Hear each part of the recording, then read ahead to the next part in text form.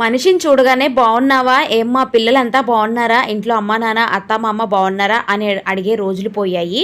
చూడగానే ఏంటి అలా అయిపోయావు, సన్నగా అయిపోయావు ఏంటి, లేకపోతే ఏంటి ఇలా తయారైపోయావు, లావుగా అయిపోయావు, ఆంటీలాగా అయిపోయావు, లేకపోతే స్కిన్ అంతా పాడైపోయింది ఏంటి, జుట్టు చూస్తే అలా ఊడిపోయింది ఏంటి, ఇలా తయారయ్యావు, ఏమైనా బాగోలేదా ఏంటి ఒంట్లో, ఇలాంటి డైలాగ్స్ మీరు వింటూనే ఉంటారు. నేను కూడా వింటూనే ఉన్నాను.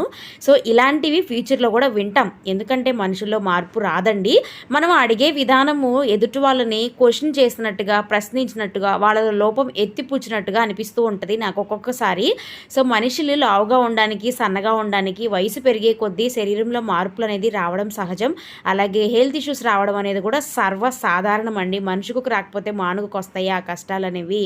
మనిషి చూడడానికి పైకి హుందాగా బాగా దిట్టంగా కనిపించినా, లేకపోతే అందంగా నవ్వుతూ కనిపించినా, లోపల చెప్పుకోలేని బాధలు చాలానే ఉంటాయి. ఈవెన్ నాకు కూడా ఉంటాయి. అన్నీ అందరికీ చెప్పుకోలేం కదా.